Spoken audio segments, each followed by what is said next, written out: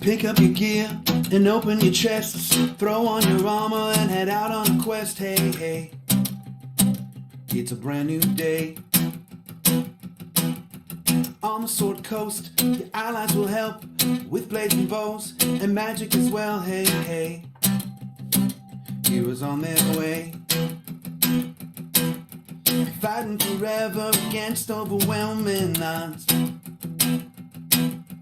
Fighting together in favor of multiple gods. Idle champions of the forgotten realms. Idle champions, adventure never ends. Idle champions, hit you all out there. Idle champions, you will set again. Idle champions.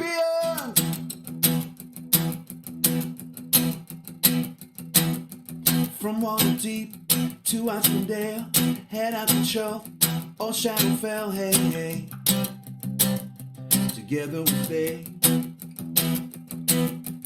Walk to the monsters, walk to the boss, walk to the right, it's never a loss. Hey, hey, bad guys to slay.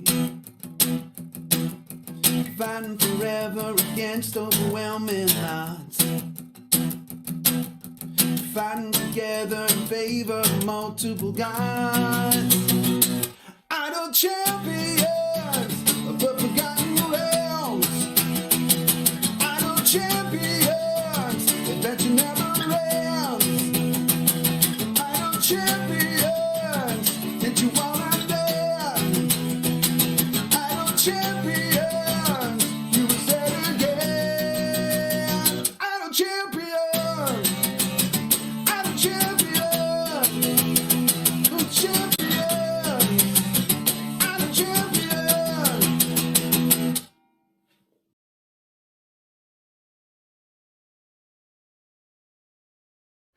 Oh, hey, that's my cue. Hello, everybody, and welcome to Gaarawarr's Guide, the tutorial show. I'm Gaarawarr. With me today is Martin, doing all the production stuff on the back end, which is good, because if you're like me, and I know I am, I got like 5 hours of sleep last night, and that was it.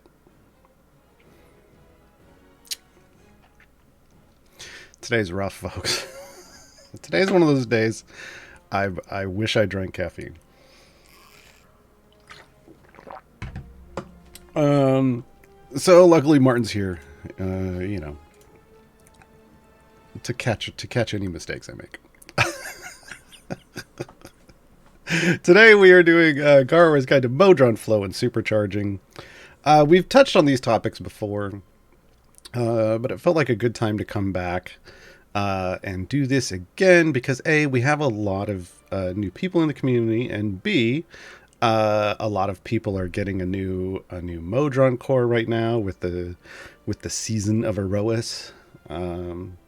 So we're going to talk about just, you know, Modrons, like the pipe game part of Modrons, and you know, how to build that flow, and then the newest form of supercharging. We'll take a look at each of the pipes, or not each of the pipes, each of the cores, that kind of thing. I'm not going to like pipe out a core on stream today, but we'll look at how piping works and what those things, you know, how that goes. And then if you have questions, fire away with your questions in chat. As you can see down below, throw the word question, the symbol colon, and then your question after that. That way it highlights for Martin. They can grab it and throw it in the document that I have over here to address in the second half of the show. Because I'll talk about this for an hour-ish, and then in the second half I'll answer everybody's questions. All everybody's questions. Yeah. Let it flow, let it flow, let it flow, let it flow. All right, so I'm not in an adventure for a reason.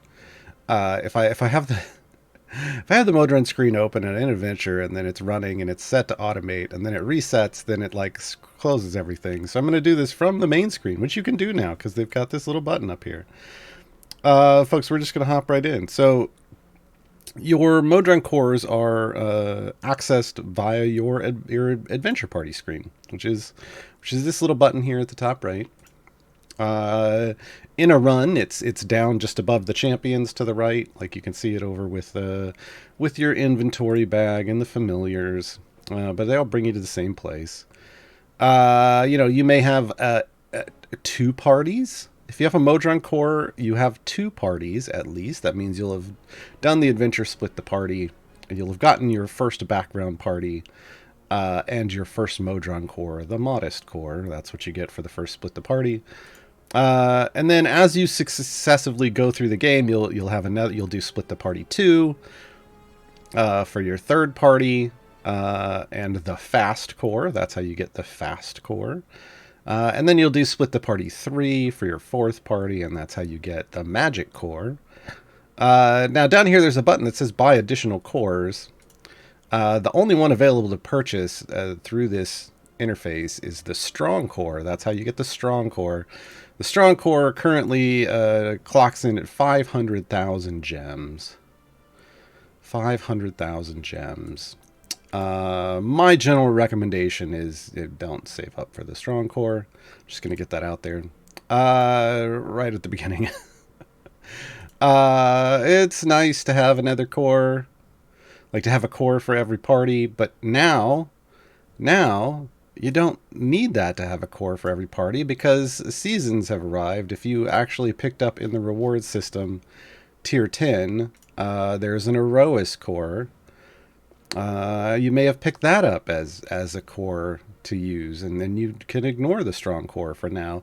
There will come a time when you'll earn gems quickly enough that, like, you'll earn 500,000 gems in a week or 2 weeks, and you'll be like, okay, I can buy the strong core,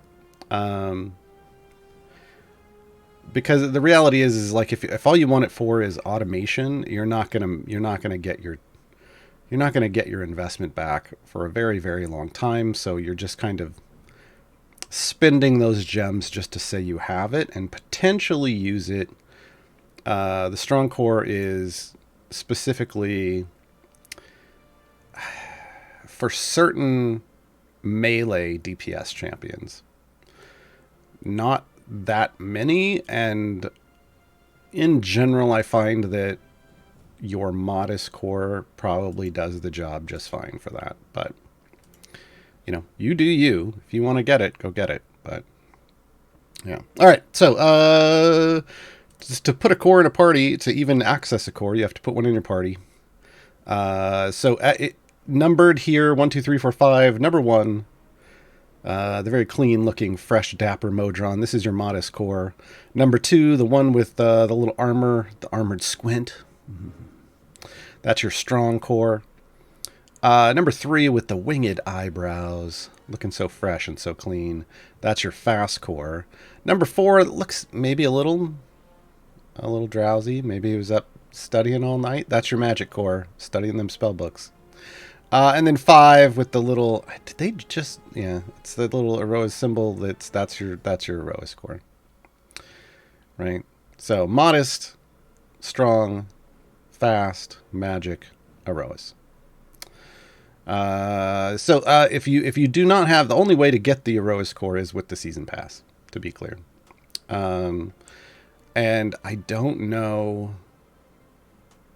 honestly don't know if there's going to be a way to get it after this. The devs, I don't know if they've actually clearly stated that or not. So we shall see. But for now, just in general, like really, I find the ones that I use the majority of the time, I'm using the fast core 99% of the time. If we're just talking about the bonuses that you can get from a core, which we'll look at here in a moment, I find the fast core gets me real close to the power that these others would, just at a full epic status, which is kind of the first step we'll talk about. And most of the time that gets me through the majority of the content in this game, like variants and like obviously regular adventures. It's super easy, variants, etc. It's only if I run into something that I really need to scrape every last ounce of power out that I might switch to something else, or if it's got a real high zone or something. The rest of the time, the Modest Core takes care of everything for me. I very rarely currently use the Strong or the Magic Core. And I just got my Aroas Core, so let's look at it first, because I want to talk about what it looks like when you first get it. So when you first get it, it's a little baby core. It'll say level 1. It's because, you know, if you haven't used it at all yet, you have no experience with it, you have to level up your cores. But at level 1, you will have just a very small window of tiles you can access, places you can put pipes. This is where the power starts. As you level up, you can see things are numbered: level 14, level 5, level 4, level 15, level 2. As you level your core up, you gain access to more space. So at level 2, I'll have access to this kind of path over here. So it'll give me a little more space to pipe things out. I'll be able to come out of this piece and go over here, right?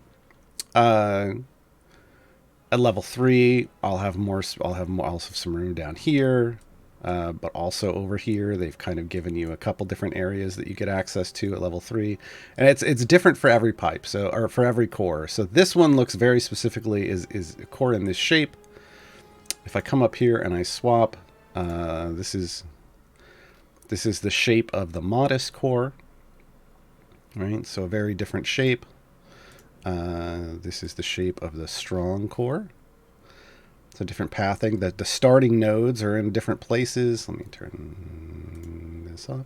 Starting nodes are in different places on each core. The pathing that you'll use to pipe it is going to be different for each core.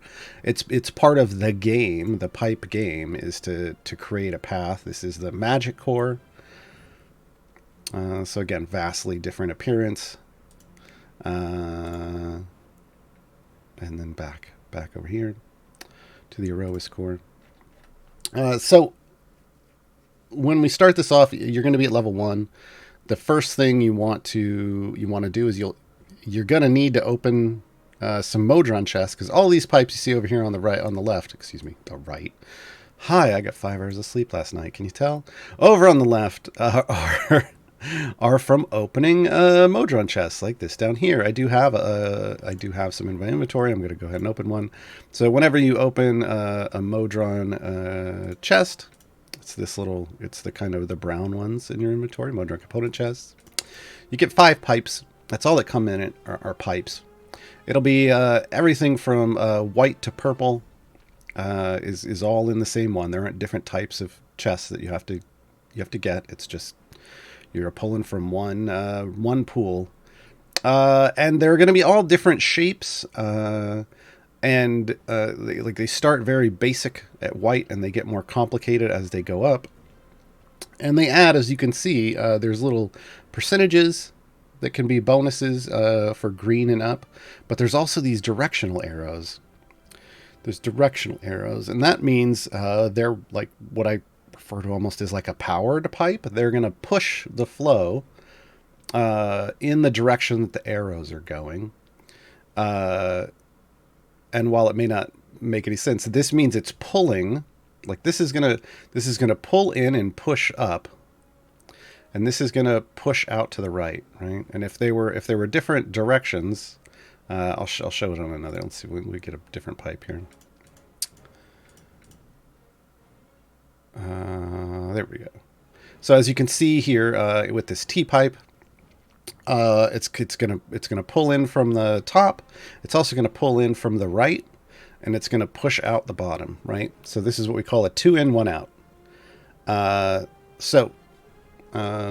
By doing this, you can hook up multiple inputs, and when you hook up multiple inputs in this system, it actually multiplies this number that's in the middle. So you can get it's one of the ways you get larger and larger flow. Whereas if you just have a single in and a single out, this number is going to be static. but this one can change. And this, again, this is a 2 in, 1 out as well. There can also be a 1 in and a 2 out. Like you could have it in the side and out both the top and the bottom. It's a very, there's a variety of all the potential combinations.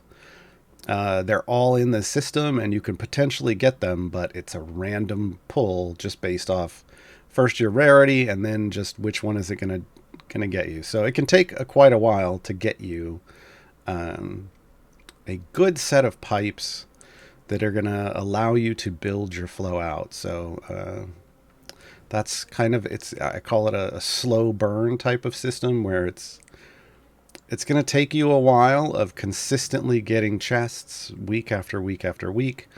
And you're just going to have to be kind of patient or else throw money at the game to build out your flow. As you can see, you can also have undirected higher colors. So it's just a flat amount, but there's no directional arrows. So that means your flow, in this case, I'll show you, but it wherever the flow is coming from and goes in, like the flow, I hook it up to a flow that's on the right, it's just going to go straight through. And that obviously is pretty straightforward for a straight pipe, but it's different when it hits a T that's undirected. It's going to come in whatever the closest thing was to your flow, and it's going to go out the other two regardless of the directions that you have in other places, right? So part of the pipe game, opening up lots of chests. I had 4 here. Why 4? Because there's only 3 ways to consistent. Well, oh no, they just added a 4th. There's 4 ways to get Modron component chests in the game. One is every time you level up your Modron core, you get a chest as a reward. However, that means you're limited to 14 chests because the core levels up to 15, and that's it currently. So you're only going to get 14 chests that way. The other way, you can buy chests with real money out of the store. If a season is active, there may be rewards from that season. We saw Modron chests in this season. I don't know if it's going to happen again in the future, but presumably. I mean, we had a core in this one, so it made sense that they include that. If they don't have a core in the future, you might not see those chests. I don't know. But that is another way you can get it. And then the more common way that you get them every week, like I had here, is every week you can buy one from the patron shop. The moment you complete Split the Party, get your first background party, and get your first Modron core, you really need to start buying your Modron core or Modron chest from your patron every week. Every week. Just like time gate pieces. When you first unlock patrons, you want your time gate piece every week. And then once you get your Modron cores active, you want your Modron chest every week. Forever. Forever. Because there's always going to be more cores. You're always going to try to be improving your flow through supercharging, which we'll talk about. You're going to want, it's like it's just a permanent weekly buy at this point in the game. And there's an epic. So an epic, similar type of pipe, but you'll get a higher percentage usually, when you get the epic ones. Let's go back and look at this. Okay. So you get your brand new core. We'll just say like the Erois one is your first one. You have an input starting node that looks like this. It says, if you hover over it, it'll say input power starts at 1. That's the amount of flow you start with is 1. And it's up to you with your pipes to magnify that flow. At level 1, good luck. Not really going to happen because it takes space usually, and really nice pipes to be able to magnify your flow. So your first thing you want to do really at level 1 is just kind of hook up these nodes. Now, there's 3 nodes here. There's 2 nodes in a component. This is called an automation component. If you want to use your core for automation, which is I have a whole other video on Modron automation. You have to hook a pipe up to this. It has to go in. Like if I were to do this and this, it lights up. Suddenly I have automation. You can see it down here in green. Now it's automation. Take it off. It all goes away, right? Without hooking up an automation component, you don't have automation. At level 1, the Modest core and the Aerois core can have automation. Currently, all the other cores, so Fast, Strong, and Magic, require you to level the core up to 3 before you can have automation. Level 3. So this means when you get those cores, you'll have been doing automated stuff. When you get those cores, you'll have to go back to manually playing the game again. Womp, womp, womp. I know, it's such a rough life. But it's gonna be a little painful, because once you get used to the quality of life that is automation, it's hard to go back. So yeah. So hooking up an automation piece is going to get you, the automation component is going to get you automation. You do not, as you can see here, have to have flow exit it. You just have to have flow go into it. That's just the way it works. Now for the others, the other nodes are power nodes. So the other nodes are going to have effects that they make happen. Anything with the sword like this is going to be varying levels of all champions damage. And as you can see in this one, they give you a current flow level, which is 0. Then they talk about like flow less than 2, flow greater than 2, flow greater than 3, flow greater than 4, and the rewards that you get go up based off the amount of flow you get. This is just your basic flow settings, and every pipe has basic flow settings. I don't know why this keeps flickering. I'm not moving my mouse.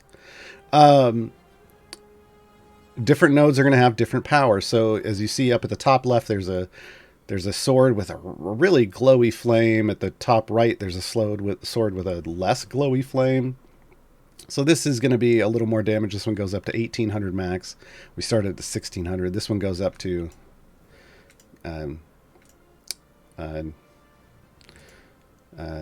there we go, 2400%. Tooltips don't want to work for me today.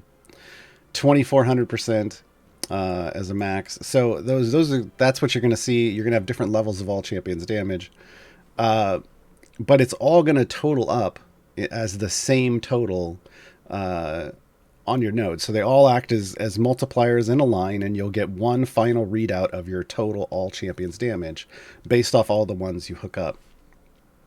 I'll show you that here in a moment on the Modest core. But above that, then you see at the bottom, you see supercharging. If the supercharge feature is available for that node, because not all nodes can be supercharged for balance reasons and game breaking reasons. If it can be supercharged, it'll have a supercharge setting and a rating. They all supercharge the same way. The text here is confusing, a little confusing to reading at first. This is starting at 500 flow. Every time the flow level doubles, increase the effect by 25%, up to a maximum bonus of 500%. It stacks additively, applies multiplicatively. Current bonus is 0. The next bonus is at 1,000. And it's like, well, but it says it's starting at 500 flow. Well, yeah, because it's starting at 500 flow. If you double it to 1,000, you get 25% bonus. So just know that to get your first bonus, you have to get to 1,000 flow. And it's a 25% bump, right? So there's a big difference, folks, between 4 flow to get a 1600% all champs damage and 1,000 flow to get 1600 plus 1.25, 2,000%. So supercharging truly it isn't something that you want to worry about right away.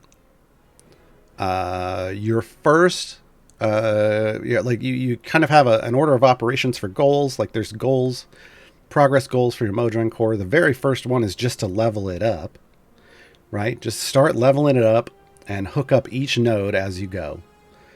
Try to at least get the node hooked up. As you unlock more space and get more pipes, you can start working on trying to get that flow to 4, which we call epic flow because it turns purple. And getting your core to 15 is kind of the first major goal. So fully leveled up to 15.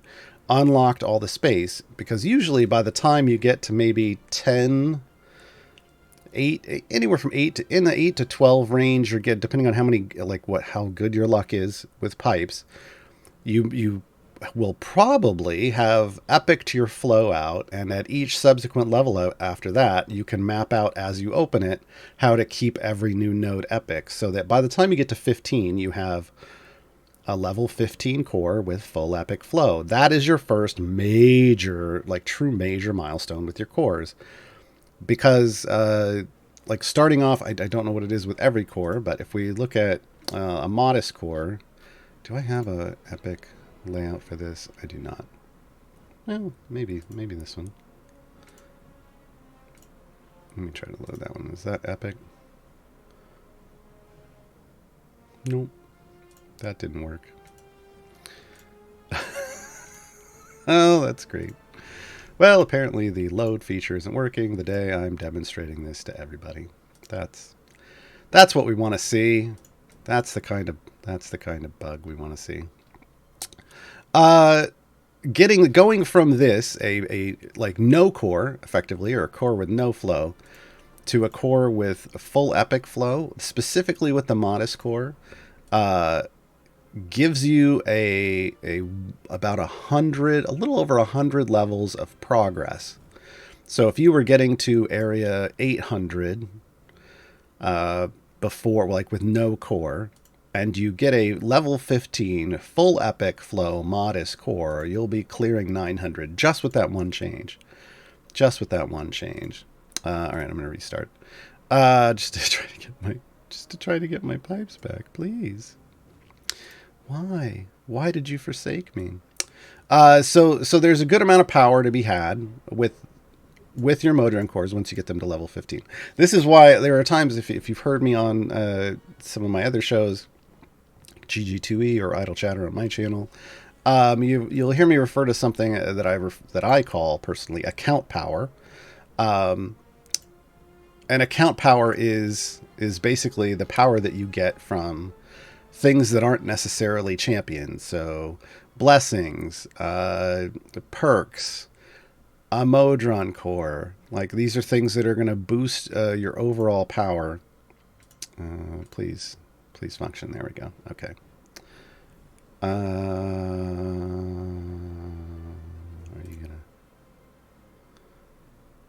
Are you gonna actually go places? No.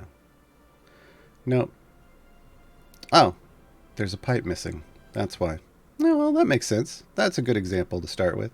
All right, so so we'll dive in here. So when you first get this, like I said, you'll have the modest core is going to be your first core. You'll have a small amount of space at the beginning. It'll just be kind of right in here. You'll have access to I think this one and this one, or maybe it's this one. I don't know. One of these two things, and this automation component.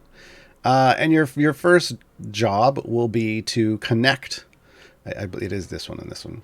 Well, to be to run a pipe down here into this potentially, and then maybe over here, and over here, and then over here, and over here, and maybe something like that, right? And when you get your first pipe, or core, you are given a free set of pipes, and they are the exact pipes you need to just barely hook these up. I don't remember exactly the set, but the idea is you can come in here and do something like this. You get one green and a bunch of whites, and you'll be able to hook them up in a way that approximates this, so that you can activate your first two nodes. Everything else after that is going to be up to you opening chests and your luck of the draw out of the pipes in that chest. So once you run this, when you first set it up, you'll have your automation activated, so you can start leveling it up easier, because automation allows you to set a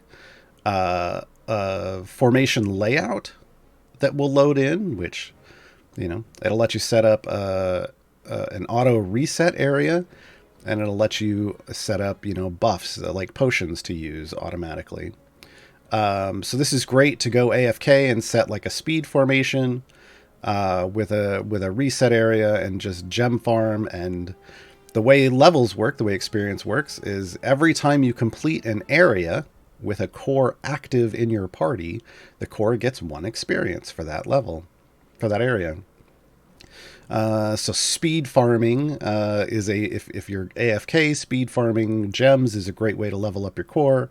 But if you're actively playing the game, just make sure your core is in your active party, not your background party, because background party has slower progress than your active party. Make sure it's in your active party and that you're doing stuff with it, and you will level it up just automatically. And when you go AFK, then you can set up some automation. Now keep in mind, this is just your Modron core is only half of automation in the game. It will literally set a formation layout. It doesn't buy champions, doesn't level them up. It sets the formation layout that you've saved, like when you save your formation layout. It sets the reset area so that you can cycle over and over and over again while you're away from your computer. But you need familiars to actually buy champions, so they load into the formation and then level up. So I have a whole other video for that. You can find it on the CD Games YouTube. So just know that, this will get you started, and it's all you need to start your progress. From here on out, you have to use these components to build your flow, either through straight up multipliers like this, which, we started out at 1, but we split in half. So even with the 5%, we're now at, 0.525 flow when we get here, right? There's ways that you can multiply it through using all of these numbers. We'll go over that in a moment. Let me look at just the pipes real quick so that you know the base pipe shape. So basic straight, like up and down, vertical, horizontal. There we go. And then all of the elbow macaroni. All 4 potential elbow macaroni angles. When you get green, you get the same shapes. The only new shape, but you get bonuses. You'll have undirected and directed. So this is a 5% undirected. This is a 10% directed. So the flow can only, if I put this here, this doesn't work, right? Because the directional arrows state that the flow is going to be pushed to the right. And if I try to load it in from the left, nothing happens.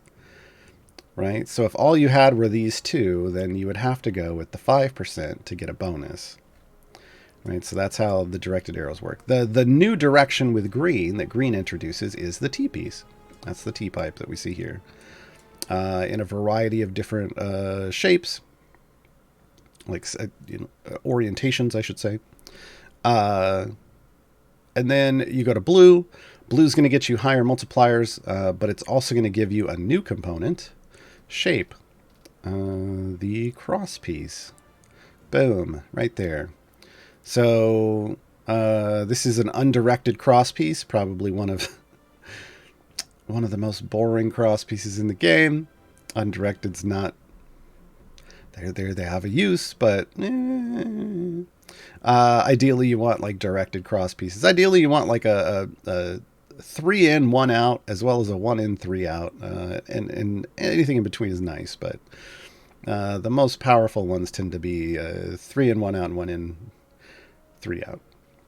Undirected is kind of it's okay, but you're gonna need almost every piece. And then purple doesn't, Epic doesn't give you a new type of piece. It just goes from undirected, which is all blue had with a cross piece, to giving you the ability to have those directed cross pieces. Like here is a 1 in, 3 out, right? So coming in from the top, going out every other direction. Do I have a 3 in? No, most of these are. Oh, this is one of the harder to use pieces. So some of these pieces they haven't built a core that it's useful for yet, but this is a 2 in, 2 out, but it's in from the top and the bottom and out the sides. And folks, that's not a thing this game really supports very well. So, so keep in mind some of these shapes exist, but maybe aren't super useful yet. Uh, and you just kind of gotta have to. You're gonna have to live with it. You're gonna have to live with it. Okay, I'm gonna load this in because I want to show you an example. If you have questions as I'm going, throw them in. In the second half of the show, I will go in and answer questions. But let me show you one of the most basic ways.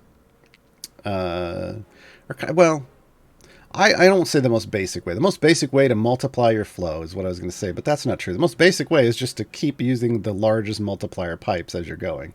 That's the most basic way, but I'm going to show you an example of one of the most effective ways to multiply your flow.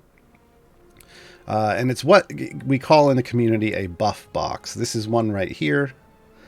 If it looks a little confusing, basically we have power coming into it here, splitting, getting multiplied and split and multiplied and split and multiplied and split, but then recombined in a 3 in 1 out. I'm going to show you this is a 3 in 1 out piece.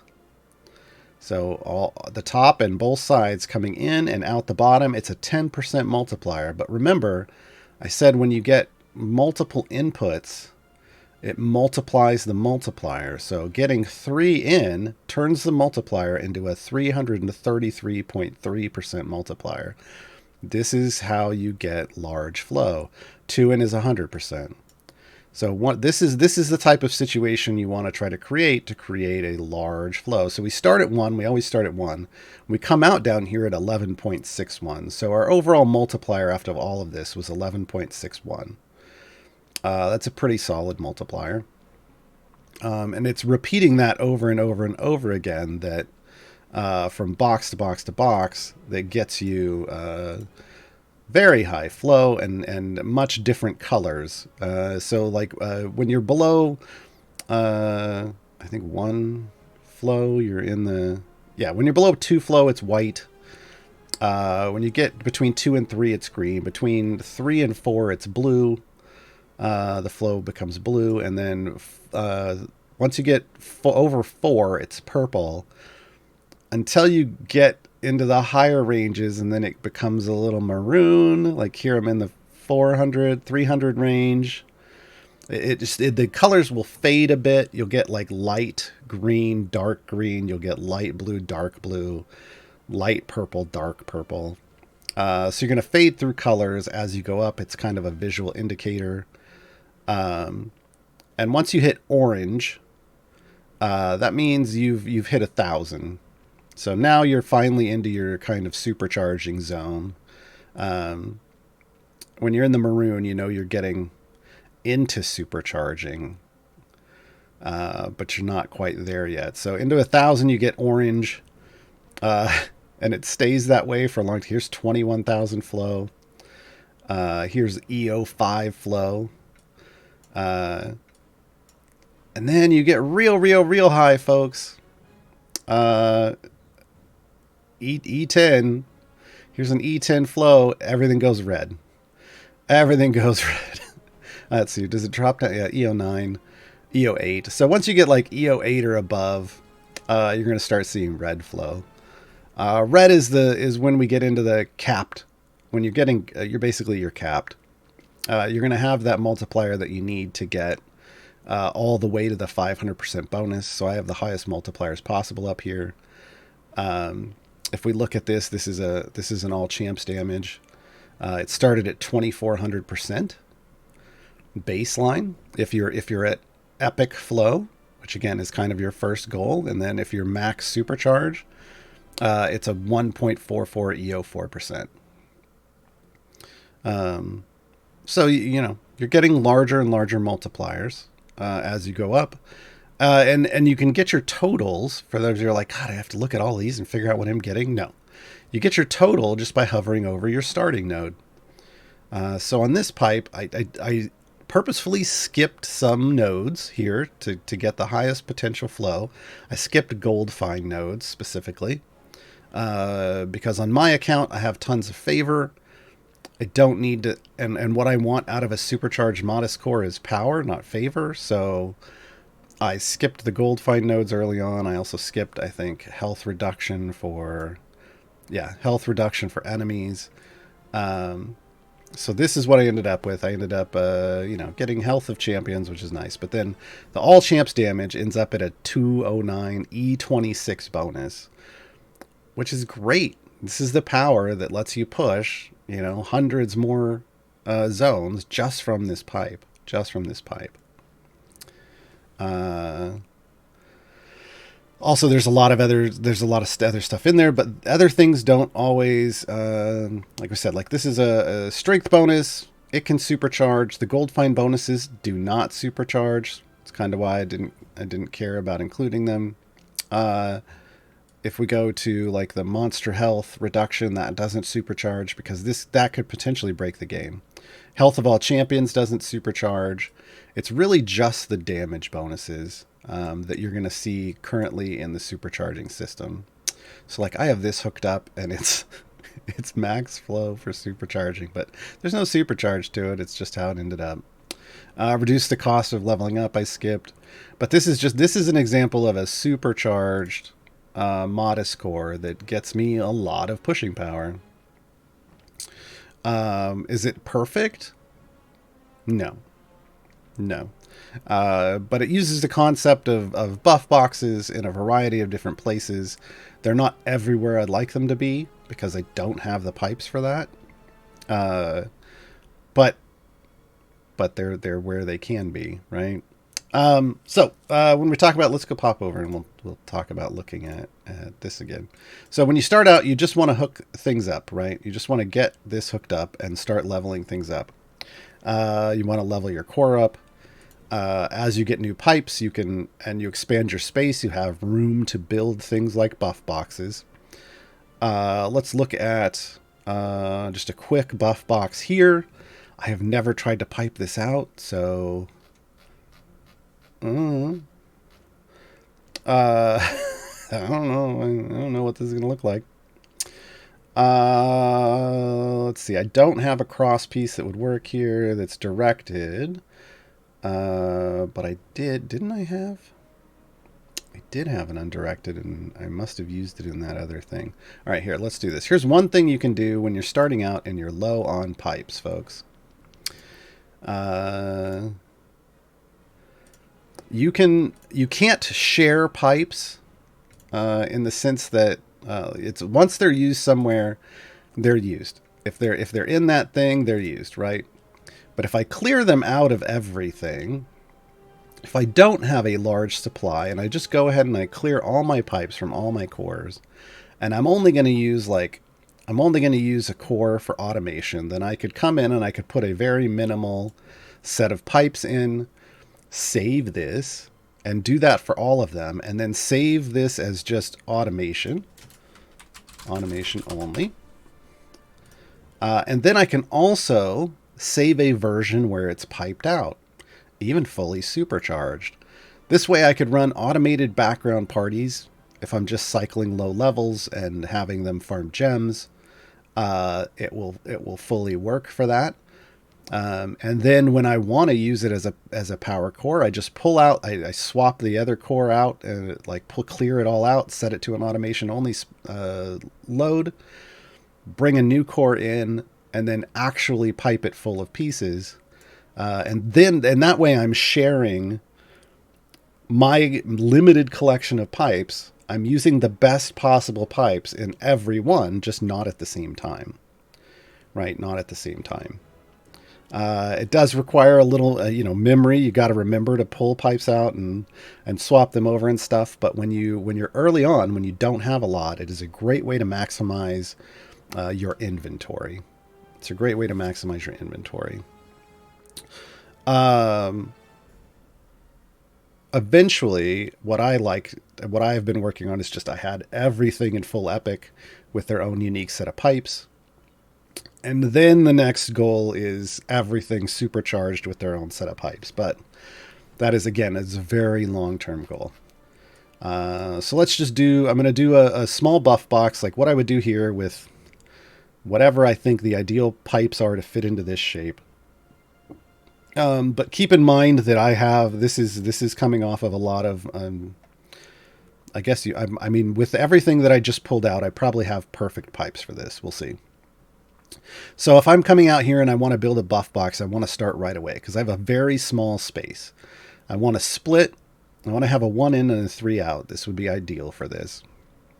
Now I'm not going to bother activating this because it doesn't do anything right now, but in the future, I would want to make sure I have an out into this once I'm level 15, but I'm a long way from 15. So all I have to worry about, I'm going to want to hit automation, which is going to lower my flow a bit. I'm going to want to hit automation. I'm going to want to hit these, right? So if I'm trying to build a buff box, I don't even know if this is going to get to 4. If I'm trying to build a buff box, this is how I want to do it. I could scroll up and down through this list over and over and over again, or I can just pop out the filter window. I don't check a lot of these boxes, I'll be honest. What I tend to check is just down here. If you click on one of these directions, it turns it off. I could say I want to look for this elbow macaroni piece, and I can say filter by layout, and it gives me just those. And then I know, hey, that's the piece I wanted. And do it again. Now I almost grabbed this one, but that's the wrong flow direction, right? So I want this one. Boom. No, wait, I don't, because I told myself I was going to go across to here. So what I want is a T piece. Now I could, because I have Epic, I could now switch this and go, I just want the highest possible flow. How do I get that? And there it is, right? I don't use those a lot because usually I don't have all of my pipes available. Usually you want everything to show up because you just got to make it work. But here we're going to work a little differently. I'm going to go back to a cross piece because if I really want to maximize things, I want to dip into this, but I also want to continue. And my goal really is to get this node as high as possible while just activating this one. I just want to activate this one. I could potentially push across. We may try to do that. So what I'm going to want here, I'm not going to want a cross piece. I'm going to want a T piece. I want to go down, but then I want to direct across to try to feed power into this node. Okay, but now I'm going to need another cross piece here because I'm going to want an in. I'm going to want an in here, but I'm going to want an out to the side and an out down potentially. Gonna need it, not potentially, gonna need it because I can't have an in for reasons that I guess we should talk about this. You can overheat your Modron core, and you do it by creating an infinite loop scenario. So if I were to put a piece that was 2 in here, let's say 3 in, so top, left, bottom, and 1 out, that means this flow is going to come down here around this corner, go in here and go back in here and loop into itself in an infinite loop, and that overheats your Modron. The game doesn't do a very good job of directing you to why you're overheated. It just tells you you're overheated, but that's why, and you've got to figure it out. Whatever the last piece you put in, well, that's a problem, but it may not be the problem. So what I want here is I want a 2 in, 2 out. So let's see this one. Yeah, that's it. Boom. So I'm directing my flow over to the side. This is going to be the most garbage buff box ever. It's not going to get this super high, but we may end up with a decent number here. And then I want another one of these. I want another 4 piece. I want 2 in, another 2 in, 2 out. That was this one. Boom. So that actually got me greater than 2 flow, which quite frankly, this early on with this little space to work with, that's pretty good. This is why I say early on, it's not necessarily worth it to try to, when you're like level 1 through level 5, may not even be worth it to try to build buff boxes because the amount of effort you're going to have to put in isn't going to generate necessarily a lot. This is still a 4 times greater bonus. Instead of a 20%, I'm getting 80. Might be worth it for you. That is nice, but it's not. We definitely, even with perfect pieces, I didn't get to epic here, right? Emotes like it's possible to epic both of those nodes. Yeah, probably. because I'm not. Emote is much better at this than I am. You can go get the masterclass from Emote in the Discord. But this is just a basic example of what's going on. Maybe if I cut that out, it might be better. Okay, but now I want to wrap around the corner. We're just going to do this dirty because we need to get to the Q&A.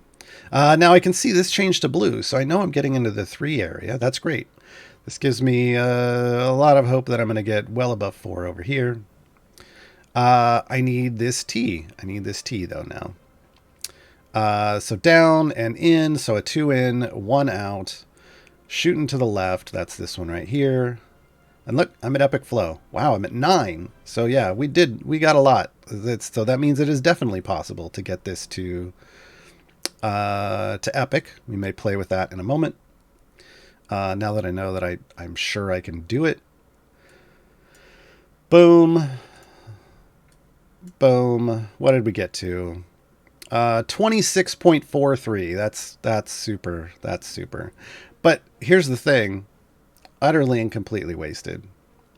All I really need to do, and the only thing I'm going to get credit for, is hit 4.00. 4.00. So keep in mind, folks, until you get into the supercharging aspect, if you're ending your run at a super high number, it means you could probably use lower level pieces and maybe pipe out another core, right? That gets to keep its pieces. One way to think about it, at least. So I'm wondering. Well, I'm not going to worry about it. So this is a basic buff box. Obviously, if I wanted to play with this, as Emote said, there's probably a way to get there's definitely a way to get this to epic. I can tell because I've got 26 flow over here. There's got to be a pretty easy way to share some of that flow and get it over here. Potentially by redirecting this. In fact, you know what? No, we'll do it. We'll try it. I might be able to do this real quick. Let's see. I want an in and a 2 out. This one. We're going to go back around the corner this way. And then I want a 3 in, 1 out to the right with an X. Do I have a 3 in, 1 out to the right? That is a good question, sir. Yes, I do. Boom. That did not do what I wanted it to, though. Now I don't have enough over here. So as you can see, I mean, you're going to have to play with this. You're going to have to figure out a way to manage your flow. Did I miss something? No, that was... but then maybe... I'm trying to play it in my head. Where would I go the other... Oh, the starting node shouldn't be a 3 out? Okay. All right. I'm going to do... Like, nope, that's the wrong... Here, we'll pull these out. So, yeah, you want to mess around with this kind of stuff. So if I did, then I can't do... That would be a bad... I don't know. All right. So you can play with your Modron core. You can play with the pipe game. When you're done with your filters, unclick everything, close the panel because it gets in the way. Unfortunately. If you're trying to do the left-hand side, the filter gets in the way and you can't see. Hopefully they'll fix that soon. But this is the kind of idea you're looking at for piping out your flow. Again, if we come back over here, if the game will no, it's broken again. It doesn't. Oh, it's just fully broken. All right, it doesn't like me. Playing around with buff boxes, I like to just mess with them on my own. There are lots of community resources and lots of people in the community that love the pipe game and will talk you through it, or will take a snapshot of your pipes and tell you exactly how to place them. I like the puzzle of this game, and I like the puzzle of the pipe game specifically, so I like to play with them and figure it out on my own. But that in general is what you're doing. There's one last feature I want to talk about. And that is these component pieces you probably saw. I've got a bunch of them over here. And something they call upgrade mode. Can I load a single? Nope. Nope. Nope. The game hates me. The game hates me. All right. I'm just going to put this pipe in here, and I'm going to go into upgrade mode. When you go into upgrade mode, it'll highlight a pipe that's able to be upgraded. What does that mean? It means if I hover over it, there's a click to upgrade option. It costs me component pieces, and it'll tell me what that pipe can upgrade into. Basically, it's giving you a bonus. Like if you're going from white to green, it's giving you a bonus to a pipe that didn't have one. It's going to be undirected. If I go on a directed pipe, upgrade mode, it's going to stay directed, but it's going to give me a higher multiplier, take it to a higher rarity rating. If you get like a blue, this is a blue directed, again, higher rarity, higher bonus. But once you get to epic, you can't upgrade epic any further, right? So you can't change the shape of pipes. You can't add directed arrows or change the arrows, but you can upgrade through the rarities and raise your modifiers. Now, early on in the game, I don't think you should. It is my experience that you potentially need every single pipe that you get, and you shouldn't get rid of any of them. Despite having component pieces, I've never deconstructed a pipe since this officially hit. These are all from rewards. Sometimes they'll give us these in meta events, like the anniversary celebration or the spring celebration. Sometimes they'll have them as a reward for something, and so I've got some. I have spent some, but generally speaking, I don't get rid of pipes at all. Yeah, that's just my recommendation. Is when you're new, don't do it.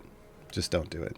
Eventually, you will learn which pipes you could potentially deconstruct, because to get Modron pieces, you have to get the component pieces. You have to click this little wrench and dismantle a component.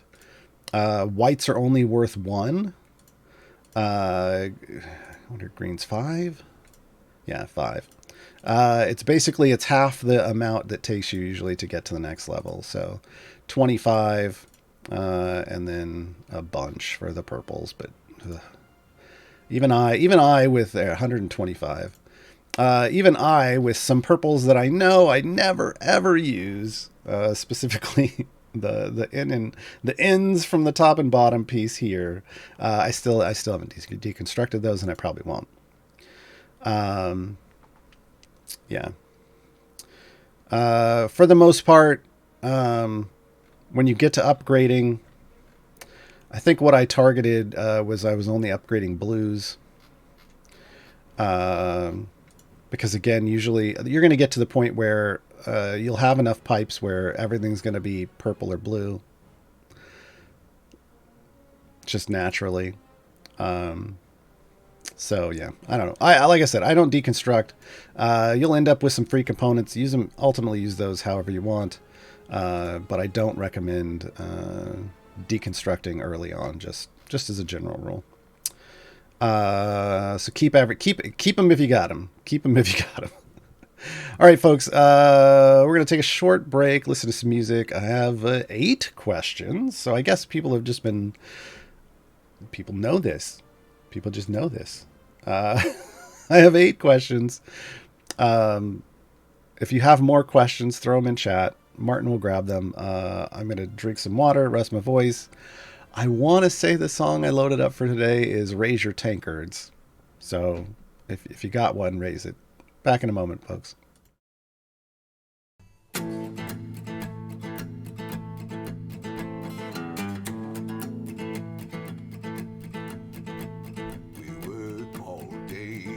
Darkness underground, seeking riches in the stone to be found.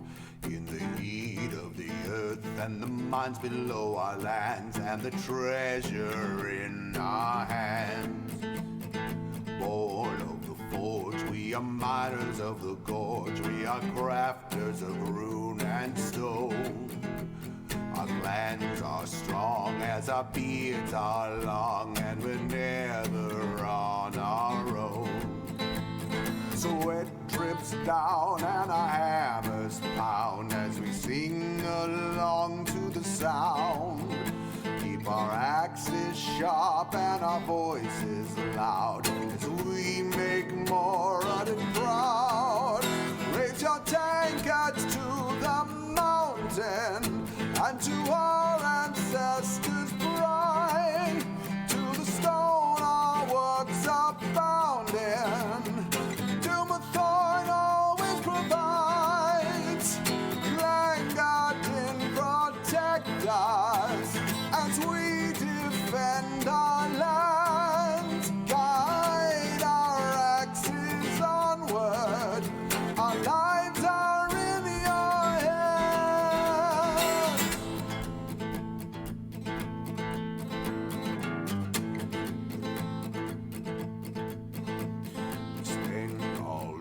Carving stone and clay to extract the precious ore. Our magic runs deep like the earth beneath our feet and the holy mead we pour. We work all day over fires hot with coal. Masterworks our goal. We have gold in our veins, silver in our bones, and mithril in our soul. So it drips down and our hammers pound as we sing along to the sound. Keep our axes sharp and our voices loud as we make Moradin proud. Raise your tankards to the mountain and to our ancestors' pride. To the stone our works are bound in. Doomthorn always provides. Glengarden protect us as we defend our lands. Guide our axes onward. Our lives are in your hands. Our lives are in your hands.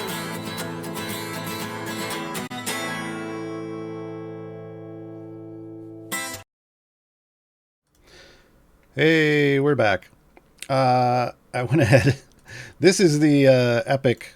This is the double epic for the level 1 automated Erois that Emote was talking about in chat. So you can see both of them hit greater than 4. This one just barely, but that's all it needs to do. 4.027. This one a little higher. They just skipped this corner to be a little more efficient with your flow. You didn't have to split as much coming out, which, yeah, that can be problematic. That can be problematic. So that's what it looks like. I did forget one thing I wanted to talk about. So I'm going to go ahead and clear this. One of the things that I like to do when I'm starting to pipe a new core is figure out where I want to go. Actually, we can do it over here. I didn't need to leave. I like to do the layout with whites. So I like to do things like this. I know I want to kind of come down, and then I'm going to want to go like over here. And then I'm going to want to come across. Oops, that's not the button I wanted to hit. I wish I could turn that off. And then wrap around the corner. And before I like try to get the perfect pipes, I just try to use whites to get me a general layout, right? So I can do this, and then I know that I can swap what I need over here as a T. And then what I need over here is a T as well, if I want, and it looks like that, right? If I was just going to basic hit all this stuff, that's what it would look like. I find it helpful when I'm doing my layout. It's, I have a lot of whites. I use them that way. And I will map out huge sections of space with the whites, and then I will start like just wrapping my mind around the directions I might potentially want to go, and then I start trying to pop in and see if I have the pieces to make it work. So that's the way I like to do it when I'm just trying to mess around and build a flow. If that's helpful for you, great. Let's go to the question list. Let's see if we have. I'm gonna need more questions, folks. 8 questions is not an hour worth of questions. Let me reset my client so I can actually load my cores back in again. Oh my god. Okay. Okay, let's let that do its thing. 919. I already have 500,000 gems. Should I get a strong core instead, or just get some familiars or feats? I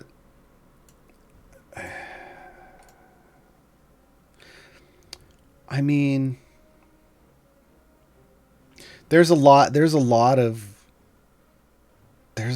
of questions I would have to figure to answer your question, that I would need to ask to answer your question. I'm missing a lot of information that I need, contextual information.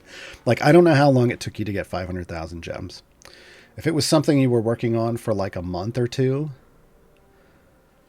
why didn't you spend them before now? B, was the point to get the strong core? Like, I don't know. Like, do you have... Normally, I would be like, why are you not buying like gold chests? Gold chest tends to be what I buy a ton of. Even if I have full epic on my core and evergreen champions, I'm still buying gold chests because I want those bounty contracts and those blacksmithing contracts. The game kind of runs on those things. But I mean, if you feel like you need more familiars could be good, like for automating multiple parties.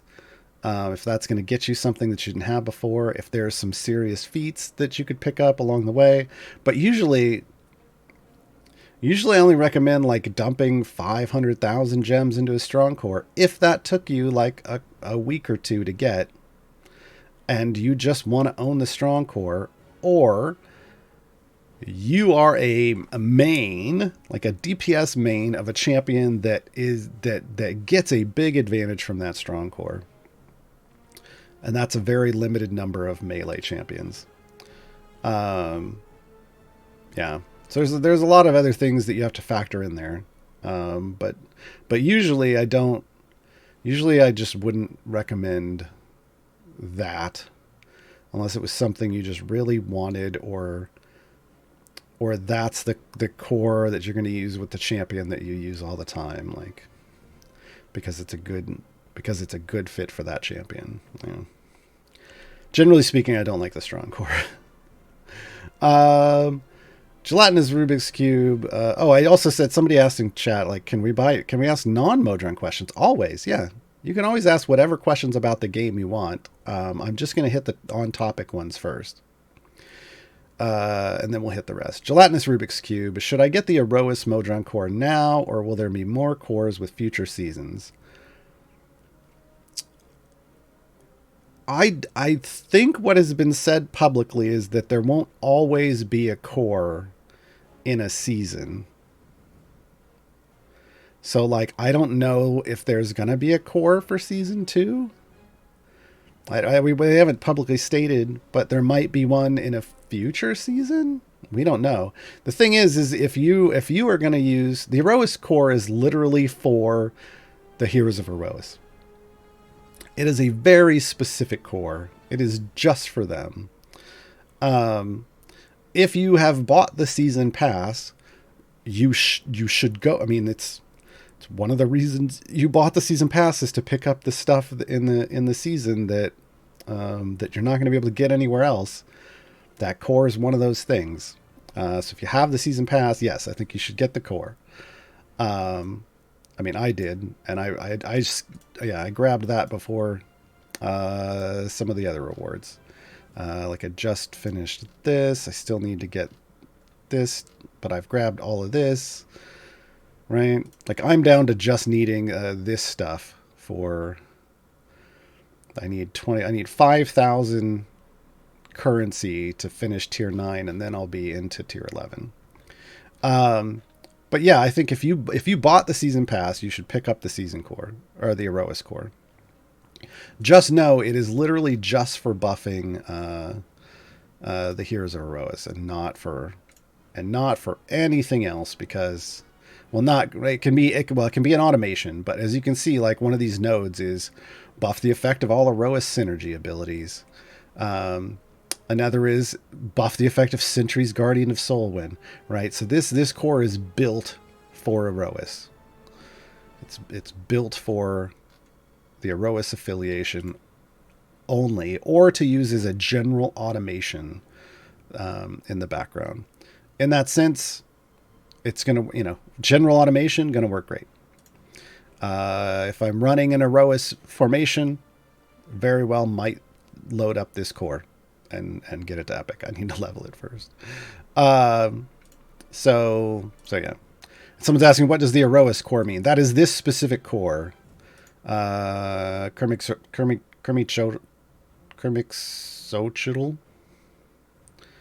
Kermix.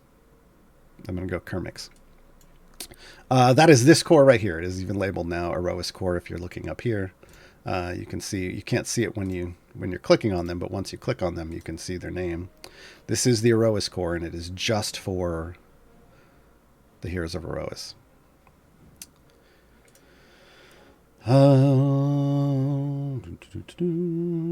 Gelatinix Rubik's Cube. Our Modron chest, the hardest chest to get in the game. Second hardest. Bahamut chests are the hardest chests. And I'm not hardest, I wouldn't say hardest, just they're the least available. They're the least available. It's super easy to get them. Every week, for Modron chests, I just press the button in the patron shop.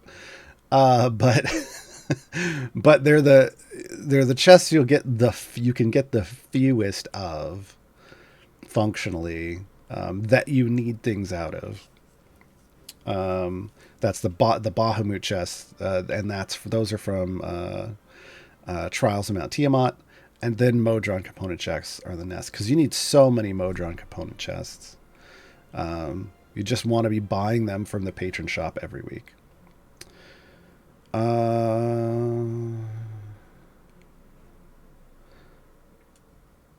T5 Cats, the first buff box is critical because you spend some time on how to build them. I think I did. I think I covered that with that one example.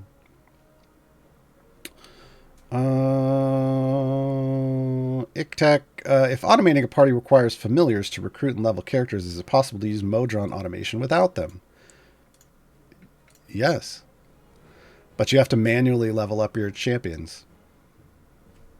It's still going to automate. It's still going to give you, it's still going to automate and like reset the run, but you kind of have to like keep an eye on it and know when it's going to reset, which is what you have to do when you're leveling up most of the cores anyway, because you don't get automation until level 3.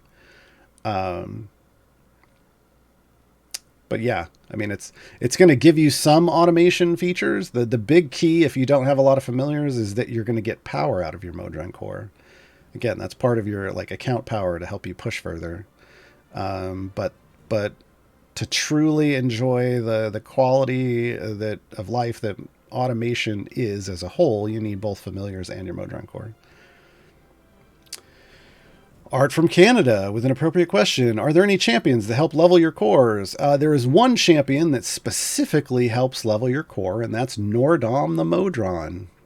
Nordom the Modron. Nordom is an event champion. You can pick him up out of a time gate. One of their abilities gets you extra Modron experience every time you go up a level. It has an item that they have an item that supports that ability, so you can level up that item and get lots of extra bonus experience, so that your core levels up real quick.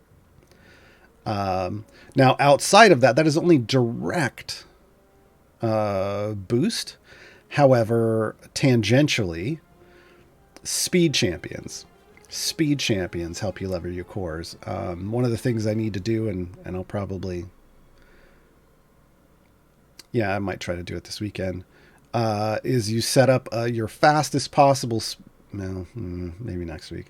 You set up your fastest possible speed formation, slot that core in, and just let it churn, and let it churn and churn and churn. And some people can fully level a core in a day or two that way, with less than a day for some people, like the super high people. Not me.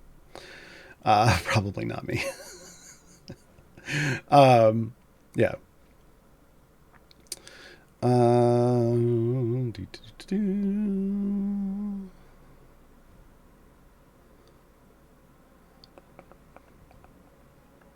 Carmax, why does your general Modron layout looks different? My puzzle looks different, like the base layout. There's different cores. So again, here's your modest core. Here's your modest core. So this is like the first puzzle that you're gonna get, right?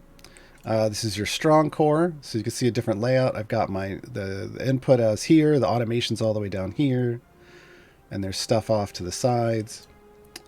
Here's the magic core, your input's over here, and there's like this ring of things and all this stuff around the outside. This one was real weird. Jeez, I leveled my rose core to 15 in 29 minutes. Yeah, I told you, there's people out there who go real fast. I'm not that person. And then this is your Aroas core, right? So every core has a different layout. That's the different puzzle. That's the different puzzle that you can get with each core. But this is the one you start off with.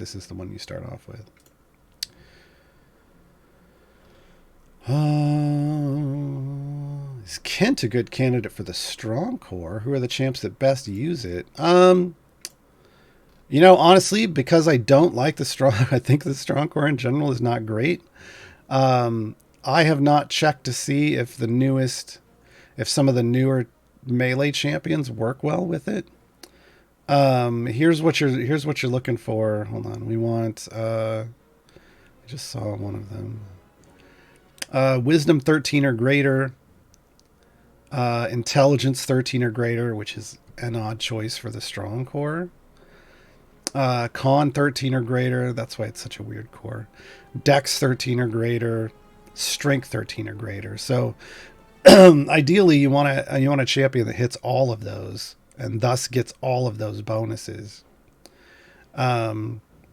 But because of the strength and dex combinations, it's usually... And then this is increase the damage of champions with melee base attacks. So you want a melee champion who hits as many of these other nodes as possible. And that's going to be good for the strong core. I just generally find that if I supercharge this one, I'm okay. Oops, I didn't want to close that.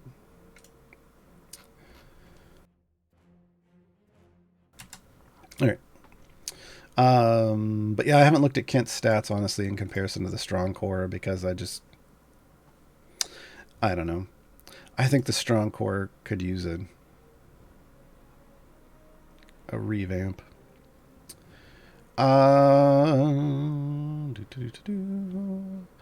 Ilion Blaze, does Briv's level skip ability affect Modron leveling? Yes, but it's my understanding that it still doesn't show up correctly right away.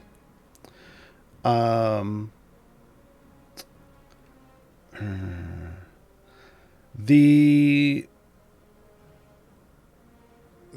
issue is like he's jumping levels, and so the core at first doesn't count it, but then when you restart your run, it then credits you everything that he skipped. So it like dumps in, or what happens is it just doesn't show the credit, but it's invisible, and until you reset, then it appears. I think that's it, because I think I've seen people get the level up notification and the reward of the chest, and they go, and they still haven't leveled up, and it's because Briv got them extra credit, but they didn't reset their run. So Briv does work. You get credit for the levels he skips. It's just it shows up a little funky in the system, and they've never tried to fix that in the visual sense.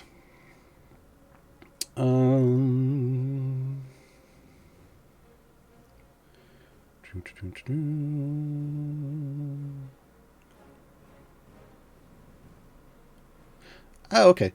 Kermisauchiel. Kermisauchiel. Okay. Gotcha. I will try to remember that. I've got 2 parties unlocked. One of them's got a core. Can I get a second core? Buying. Other than that, you just want to push to try to get split the. When you first off, you're just going to have that modest core. If you've bought the season pass, you can try to get the Aerois core, but otherwise, you would have to save up 500,000 gems for the strong core. I recommend just not bothering. Just continue trying to get to get the first core. You had to get 2 champions in every bench slot. That's the modest core. To get split the party 2, you need 3 champions in every bench slot. I recommend just doing that. To get the fast core as your second core, but then you'll have a third party that won't have a core. But I mean, yeah, I don't find it worth it early on to spend the gems on the strong core. So the only other way to fill in that missing one would be if you had the season pass and got the Aerois core right now. Who knows what'll happen in the future? Ellie 1973, is it worth putting a shiny potion on Nordum's item for the cores for the long term? It depends on how fast your speed team is. If you're emote, probably not. Probably not. Emote's fine. Emote's fine. He's got 30 minutes. He's good. If it's a little longer, I don't think it would matter, right? But if you're somebody who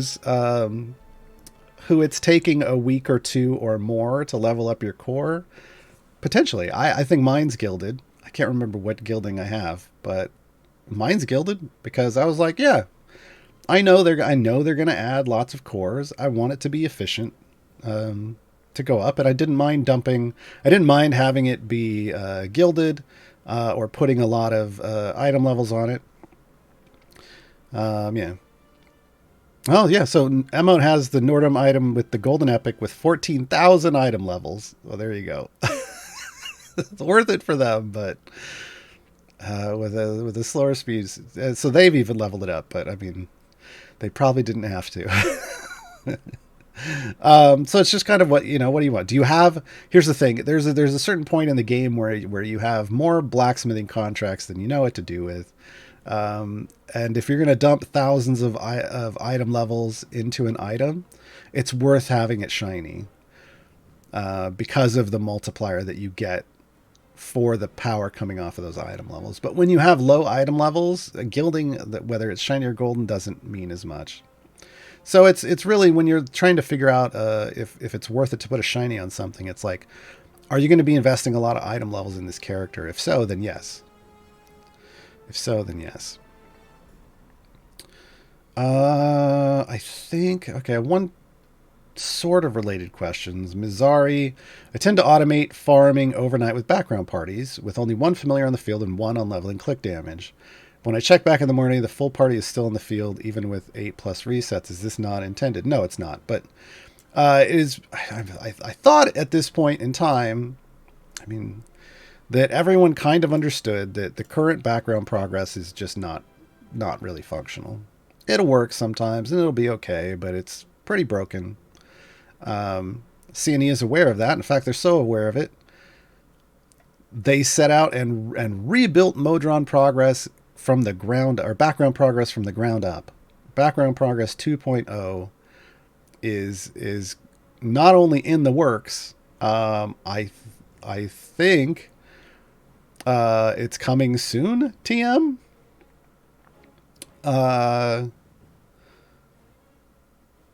Martin, wasn't that in the Reddit Q&A? I don't want to say something that hasn't been publicly, but I think, wasn't it in the Reddit Q&A?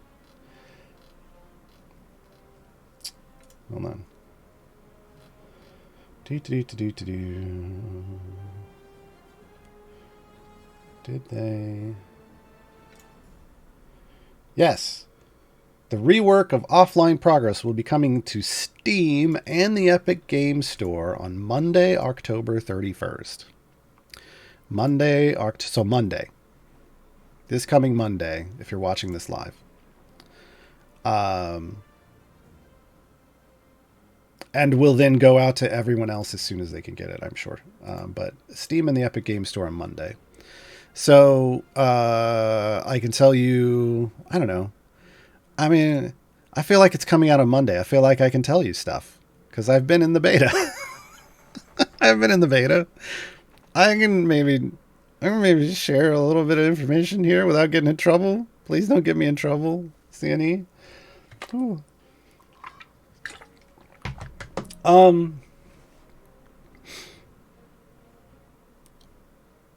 It works a heck of a lot better. A heck of a lot better. I think they're still working on some small bugs. They put out like I think we had 3 different builds that we were testing last week. I've been really impressed with Background Progress 2.0. I think people who have watched my show consistently know that for the last year, probably, I just stopped using background parties at all. And the only time I would put anyone in a background party is if I needed just a little more power because of that one blessing or perk or whatever it is. But I've been consistently running background parties since I got into the beta, and they've been consistently delivering. Have there been a couple issues along the way while they figure out bugs and try to fix things and add stuff? Yes. But not only is it a more consistently functional experience, some speed effects work, and that's real nice. So I don't know that it's going to come out with everything we want, but what I know is that it is very much come across to me that that it is a much easier system for them to go in and fix stuff with because of the speed with which like they're like, oh, we ran into this issue, okay, and then let me do a build and I'll fix that, and then they get a new build out and yeah, it's fixed. And that's just not the experience we've ever had with Background Progress before, right? I think it's going to come out just because, look, the way it works, you can never test enough. You can never get enough beta testers and bug testers to find all the bugs. So I'm sure it's going to launch with some issues, but so far what I have seen is that I've been very impressed with how quickly that some of the issues are getting addressed and fixed. And like with every software thing, you fix one bug and you create 3 more, but then they smash them down and we move on. But yeah, I'm really looking forward to it. Mainly because I'm looking forward to the fact that a lot of these little issues, a lot of the little like pebble in your shoe issues that are annoying over time, seem to have gone away. I was consistently able to just set a reset zone in the background and leave it. Like forever. Like here's what I've been doing, honestly. Hold on, let's throw in. Oh, I pulled all the cores out. I can't show it. I was testing specifically like a speed formation in my primary group, like a full speed formation or a Heroes of Roas farm, whatever, if I was doing seasonal stuff, and then solo champions in the background, just leveling up the champion, not leveling up click damage, but with 1 clicker on the field and 1 on the champion, just for the zone transition, just for like the starting reset, and just letting that churn gems. And everything was running without speed champions at like 40 seconds on average, which is what it's supposed to do. And resetting accurately the vast majority of the time. Like all 3 parties were running the same number of resets correctly, getting the same number of gems for the same amount of time offline. So it was all matching up correctly. And the amount of gems was an average that looked correct to me for what was going on. And then my main party at times, depending on what speed champions I was using, got to as fast as 22 seconds per level, which was just, I was like, it did what now? And I don't even know, again, I don't even know that all abilities are functional yet, but they've built the foundation for it, is what I'm getting, is what I got from all of that. So hopefully I don't get fired for saying that. It's out Monday. It's 2 days, CNE. 2 days. Give me some leeway. Shevik, is there a Briv court? No. It's a fast core. It's the fast core. Is there anything else that was on topic? We'll go back. People have a lot of off-topic questions. That's totally fine. I'll get to them as well. Should I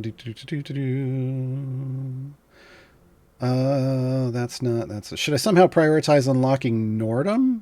Kermie, I mean, in your if it comes up in a natural time gate, grab them. I mean, I think they're an okay pickup. Base with base gear, they're not giving you a lot of bonus. I will say that it's a small bonus, but because you're new, some bonus could be better than no bonus. Better than no bonus, so it would help speed you up. But yeah, you just kind of have to decide if something else would help your progress better. So it's a little subjective. TG Nubis is better to activate the automation in modest core on the buff box where you split less than one, or near the end when you pipe to near the adjacent nodes.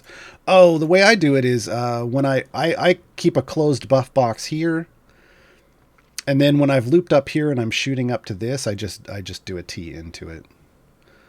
There's probably a better way to do it, but that's how I do it. I don't know that I can. Like I said, I think it's. Is it gonna load? Nope. Game hates me. Game hates me, folks. Game hates me. Chain Gun Monkey, we're doing general questions. Who really is Gaarawarr, and why is the answer Briggs' evil twin? Why am I the evil twin? That's Brig Hellclaw.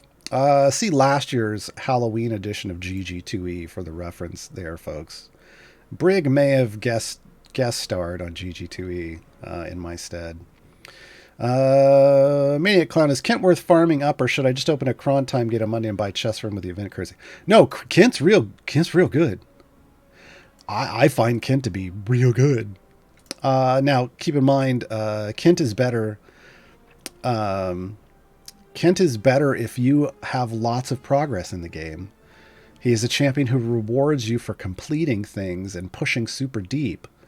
But I feel like he's good even if you're not super. Like, I've got good numbers off Kent, and I've done well with Kent, and he's brand new. So I think Kent's strong. Ulfin, what are the variants to not complete in order to have them available for stack farming? Ooh, I don't know all of them, but the one that I have not completed is Twilight Twist in Waterdeep. It's undead, and they fall down and they get back up again. So it's good for Zorbu undead farming, but it's also great for Torgar and Dahani kill and mark stuff. Yeah. Freezer says Kent's only real downside is he shares a seat with Baloth. I don't think it's a downside. I think he's strong enough for that to be okay. Jaheira is too. Jaheira doesn't get a lot of use, but Jaheira is a top tier DPS. If you are doing a run where she can stack up her favorite enemy type stuff, her kills, if you can, she's real strong and overcomes your lack of Baloth, but people just don't use her because they don't want to stack, I think. Randus, how many questions can Gar stretch to fill an hour? I mean, look, I can go off on tangents all day long. David Royman, I love Torgar. Where is the best place to farm kills for him? The aforementioned Twilight Twist is the one I used. Real easy, did it on level 1. Doesn't get better than stacking stuff up on level 1. Winterborn 1, I was set up... Winterborn 1, 2. I was setting up Valentine with Kent, and Valentine's buff count goes up with tokens of the past. But it doesn't show up on Kent's incoming from Valentine. Does tokens not get bounced back to Kent even though it's in his column? That sounds like maybe a bug. I mean, if it's supposed to be bouncing to him... Well, I don't know. He's already getting it, but she gives it to him again, right? Yeah, I don't know. If he's supposed to get it again, which I think he is, then I would submit a ticket. He's a brand new champion, and sometimes stuff's broken. Onyx squared. It's funny. I remember when I got Jaheira and used her aggressively, and people kept telling me not to use her. Look, might I have been one of those people? Yes. Was I wrong? Yes, I can admit that. I made a public apology to Gromma as well. I always called Gromma's swamp spec the trashest DPS spec in the game. Gromma's like, I think, second tier DPS on my account. Like, she's real good in swamp spec, and I'm still shocked. Same with Narak. I've publicly apologized to Narak. I think he's top tier DPS. I took him to like 1438 in an event for free play. Like, I was like, I did what with Narak? Yeah. Look, here's the thing. Over time, the champions' top end balance changes because they do soft cap upgrades. And if a champion gets some good Qs, like some good upgrades, and maybe even more than others, suddenly they can rise up, but only if you can get them up to their soft cap. And so that they try to balance the end game meta through the soft cap upgrades. If champions are fairly close and just need some of those like bonuses to things. Plus we're adding new champions all the time that support people in better ways. That's why Rosie gets a lot of trash. I've said Rosie was bottom tier DPS. She's not, actually. She's mid tier DPS for me on my account. It is subjective. Warden and Nerds are actually bottom tier DPS for me. Yeah, Rosie's actually better than... equal to or better than, like, 2 complete tiers of champions, so... Black Widow, how do levels, I'm assuming item levels, help Sentry go faster? Yeah, that's what we're talking about. I'm not seeing the tie between equipment and her upgrade. Okay, let me hop into oh god. Escape doesn't close that out. That's nice. He said sarcastically.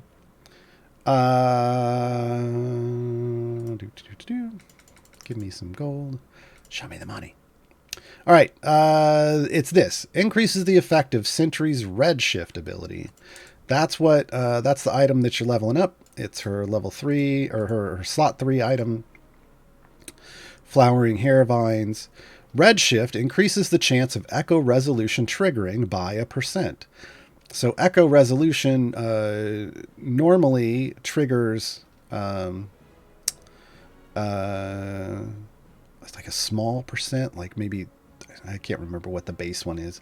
But basically what you want to do is by leveling up this, you're getting resolution to show up as 100%. So it's giving you the area reduction 100% of the time. Whereas when it's not leveled up, it's like maybe 25 or 30% of the time. It's some lower number. And so then you don't really see Sentry triggering all the time. But as long as I have this set up, when I go to the next level, like normally it's 25 is the normal value to collect items. We'll have to get through this really quickly. This'll do the thing. We can add some Shandy in. When her dash kicks in, we're already through. Now we're going to see a lower number required because I triggered resolution. I'm at 17. Now, as long as Sentry isn't, because I'm at 100%, as long as Sentry isn't hit by something, she's going to trigger that every single time. She's going to trigger that every single time because I have it at 100%. So if you don't have it at 100%, sometimes it's going to show up as a reduction. Sometimes it's not. I do have I do have her maxed, so she's going to be giving that every time. Obviously, except on an area like this where the goal is 1 of something. They can't reduce that. They can't reduce that. Come on, move forward. Yeah, that'll make it easier. 17. Now, the nice thing is Nahara's in the game now. And her Amuse or Revenge does the same thing. So if we get her Amuse or Revenge stacks up, I'm just OCD leveling up all my characters now. If we get her Amuse or Revenge stacks ramped up, which does take a little bit, then it's gonna start reducing that even more, because her ability does the exact same thing that Sentry's does. It just doesn't have an item. It's based off your attacking and killing things. So Sentries isn't always on as long as you're not hit, which means even at end game, it's gonna, like, high levels. It's gonna be there, but otherwise not. Flowering Hair Vines is the next item. Legendary. Legendary, folks. Legendary doesn't affect your base bonus. So if you mean golden, yes. Gilding it with a golden epic, absolutely, that's going to affect this ability. Adding a legendary effect to it doesn't change the base ability. It just adds a legendary effect. Silly Simon, what is your favorite speed formation with Whittle and Alendra and a Roas 5? Oh, I don't know. I wouldn't have Alendra in a...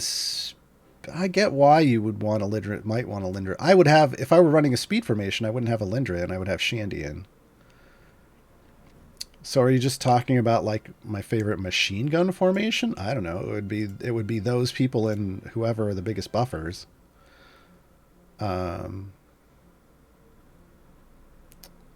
Yeah. Not sure. I think my hold on. Here's my Heroes of Erois farming setup. Oops. I don't have a core in to load the effect in correctly.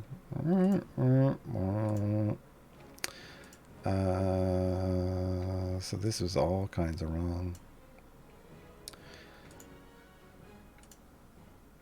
There we go. This is what my speed formation is for Aroas, for farming seasons stuff. So I've got all 5 here's Aroas in. I've got Human, I've got Nahara, I've got Shandy, and I've got Deacon as my extras. I don't even have Whittle in here. I guess I could have put Whittle in instead of Deacon, but I like Deacon. I don't know. I'm old school. Whittle's probably better. Mazzy will be streaming later. My Twitch Prime needs a home. I wasn't sure because I didn't get much sleep. I'm feeling okay, so we'll at least try. Today's Final Fantasy Saturday over on my channel, folks. About an hour or so after this stream ends, I'm going to need to get some lunch. An hour or so after this stream ends, we'll be returning, I think, to finish Final Fantasy IV. I've said that the last couple weeks, but they keep giving me more story when I think the story's going to end. I swear, we got to be there soon. Onyx Squared, I forget, did you manage to get unexpectedly strong results tanking with Gromma? I did not test tanking with Gromma. It was unexpectedly strong results with DPS with Gromma that I got. I have not tested all the tanks lately. I did not test it all. Raw Killer, about to launch a time gate. Who should I choose? I have all Aroas, Dark Order, not much else. Currently 2 in every slot with 3 in most. Well, Raw, we're going to want to know which slots you don't have 3 in. Because that should be your next goal for Split the Party, for the next Split the Party 2. Getting 3 in each slot. So if we know which ones you don't have 3 in, then we can try to give you a suggestion for the best champion to help you in general progress, while also getting you to split the party 3 as quickly as possible. So if you 2 and 12, okay. A couple good choices out of 2 are Whittle for speed, and Merylwyn for gold find. Whittle and Merylwyn, so I would say one of those. 12, I mean, you have Archon. I hope you have a Zaka. If not, go get a Zaka from Tomb of Annihilation. That's a freebie. Otherwise, Dob is great for pushing and gold find. Zorbu can become a really strong DPS for you. He takes a little bit of stacking work, but he'll get you there. Those would be the recommendations there, from me at least. Smoking one. If you don't recommend spending gems on cores early, on what should we spend gems on? Chests. Gold chests. All the gold chests. Like when you're a brand new player, the first thing you buy is the mage hand, but then you should start buying some silver chests, but that's only until all of those starter champs that you get are in green or better gear. And then you switch to gold chests, and then you buy gold chests forever and ever and ever. Occasionally stopping to buy familiars along the way when it just so happens you have enough to buy a familiar and you need one. Sure. I don't recommend spending on feats early unless it's something that once you unlock patrons is going to get somebody into that patron for you to help you complete stuff. Like somebody that's key for you to get into a patron. But yeah, generally just lots and lots of chests. And then by the time you should be buying feats and other things like them, like the strong core, you should have enough knowledge about the game to make an informed decision for yourself.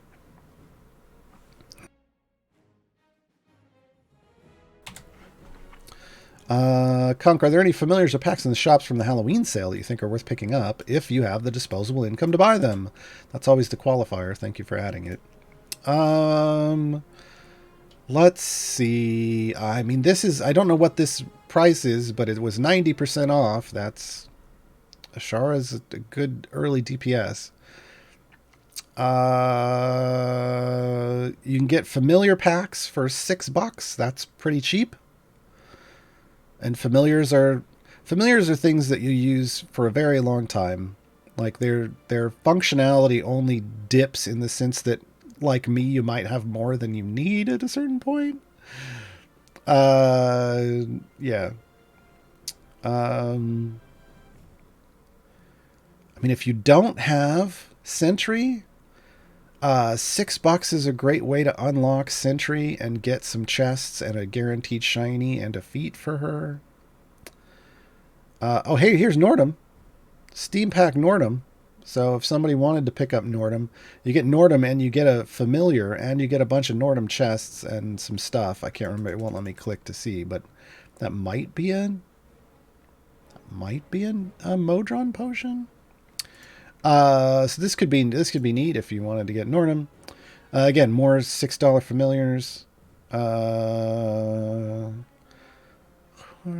mean, these are okay champions, but those are pricier packs. Yorvin's cool and all. Orkira's real strong. If you just wanted to pick up Orkira and get a bunch of chests and its skin, like $6 is pretty cheap. The Bardic Inspiration albums, folks. If you're like me, and I know I am, you love the Bardic Inspiration songs. I love the Bardic Inspiration songs. But if you want to listen to them somewhere other than the client, and the client doesn't have the highest quality songs in it, like highest quality sound, you can get these Bardic Inspiration albums, and you can download to your computer and then transfer to other devices high quality, MP3s and high quality FLAC files for Bardic Inspiration Volume 1 and 2. I have both of these, obviously, but I've also bought and gifted many copies. I'm a fan of Bardic Inspiration. I can't believe the game bugged out and won't let me load my Modron layouts. Message Duval, how does the Nordum XP for the core actually work? I haven't used the champion yet. So Nordum will grant you a slight bonus. Where's he at? There he is. Nordum will grant you a slight bonus to the amount depending on your item. It's this one. It's core toolbox. So I've got the golden epic. I'm at like 580. He's going to grant me. Oh, this is not right. This is like all time.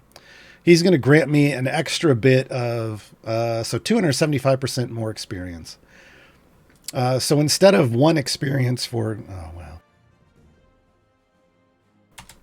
instead of 1 experience for completing a level, I'm getting what, 3.75? I hate doing math on stream. I think that's right. And what happens? So you'll go up 3. You'll get 3 experience points until you complete a new level. That 0.75 will be pending till you have another whole experience. That's why there's 0.928 pending. And then it just tracks and gives you extra as you go along. So it makes it faster, basically by giving you a little bonus experience. And if it's not a whole experience point, it will total the partial and then give it to you once it rolls over to a whole one.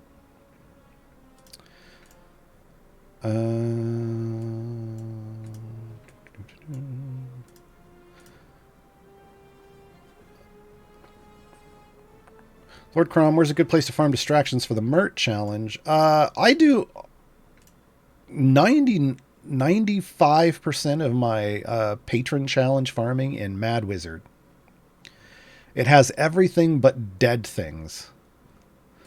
So, and I do that on stage 1 of Tomb of the Nine Gods. So what happens is if it says I have to kill undead, I just park on stage 1 of Tomb of the Nine Gods, and not only do I kill undead, but if I haven't gotten all the if I haven't got all the distractions, I knock them out there. Otherwise, I just get it from cycling Mad Wizard a lot. And eventually, like, I'll be at the 5,000 free play tokens, but I may not have gotten all the kills that I need for something like humans or something. I will stop on the humanoid level, and then it'll rack up the distractions there. So it's just anywhere you want to pause, but I don't do it until I'm done with everything else. Roses, how does one go about farming item levels for champions? I presume you do it by farming chests for dupes and contracts. Yeah. How do you farm those? Same way as gems? Yeah, you're just farming gems for the most part, and you're using those gems to buy chests. Now, along the way, you will loot chests. Like I have looted 1,200 since I opened up all of my chests last time. I think when the event started. You'll mainly earn silver chests, but you will earn some golds along the way occasionally too. And then you want to use your gems to buy more gold chests, in my opinion. Shadowcaster, is there a way to level up one specific item on a champion, or is it always RNG? It's RNG, but they've evened it out a bit. If you're popping like a larger blacksmithing contract that they have available now, like here's one that gives 120 levels, it's a more smoother, like it's a more equalized drop now. Now, if you're just popping 1 level on something, it's going to be pure RNG. But yeah, so they've smoothed that out a bit because of the larger contracts they added. Freak, how do you get a Modron core? By doing Split the Party. Split the Party is an adventure that shows up with this button, the Adventuring Parties button. You have to have 2 champions in every bench slot. 2. So there needs to be one of these swippy swappy buttons on every bench slot, and then you'll be able to come over here and unlock a new party, and the reward for that new party is a Modron core. At what point would you start buying patron chests? Judge Greg, I personally believe it's a waste to spend currency on patron chests until you are full epic, so full purple gear on all your core and evergreen champions. That's because core and evergreen champions qualify for gear from patron chests. But patron chests are real expensive in the sense that the currency is very limited to buy them. So when you open one and get an epic, you really want it to be for an event champion. If you open it and you get it for a core or an evergreen, you're going to feel real bad. So because gems at a certain point are infinitely obtainable. You want to focus on that first. Just save up your extra currency. Start with just buying your time gate piece and then your Modron component chest every week. Save up any extras. And then eventually, once you get that full epic core evergreen, start hunting full epic for everything else with a combination of patron chests and time gates. Freeman, what is the bonus claimed in the shop and how to get it?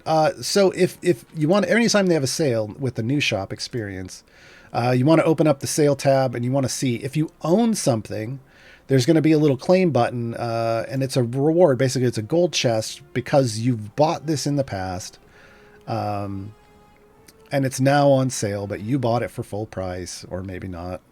But because you already own it, they're going to give you a little reward for having owned it. Kermie, how can I expand my playlist in the jukebox? Are you bringing new tunes any soon? I don't think they're doing any new music anytime soon.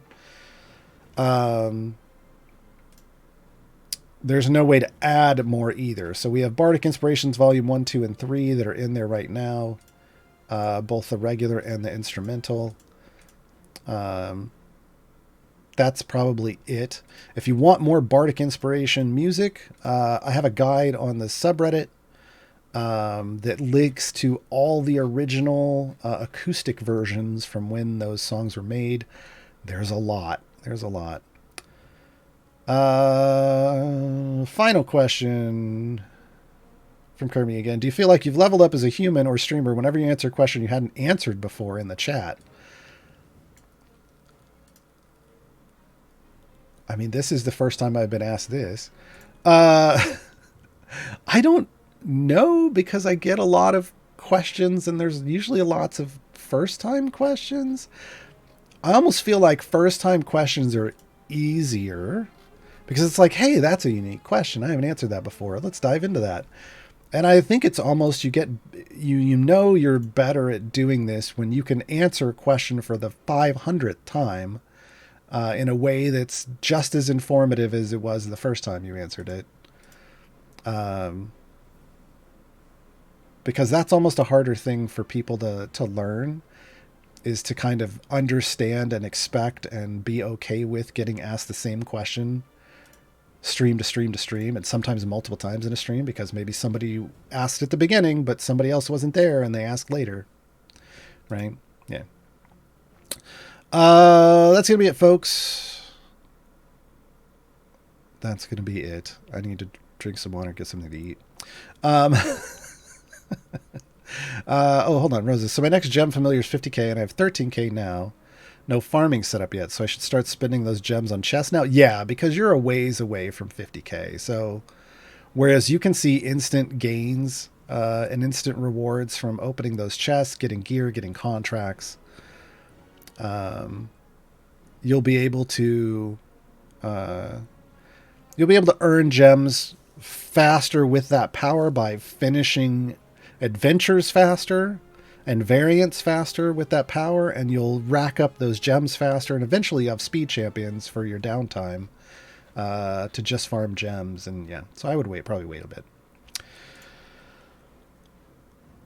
So in about an hour, find me on my channel, twitch.tv/Gaarawarr, as shown below.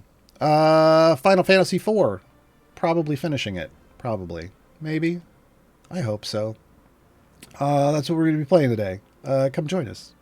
I will see you then. Thank you, everyone, for showing up. Thank you, Martin, for grabbing all the questions. For those playing along at home, we ended up with 38 questions instead of just 8. So that was nice.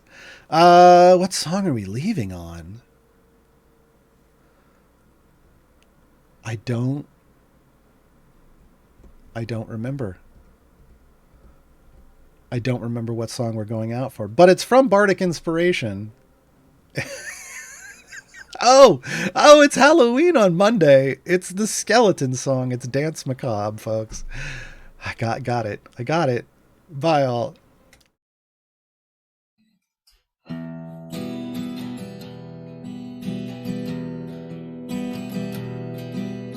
Once I had a heart, a liver and a brain, fell on my own sword. Now this is what remains, raised up by dark magic. Then my flesh was shed. Now I serve my master as animated dead. Every new adventurer is fodder once they're floored. A walking bag of bones to add to our decor. They bring us everything we need inside our worthless hides. From within their flesh, our new soldier shall arise. Welcome to the dance macabre, the eternal skeletal mob, rattling our bones to necromantic tones. I'm your widest grin, I've become a skeleton. Dance macabre.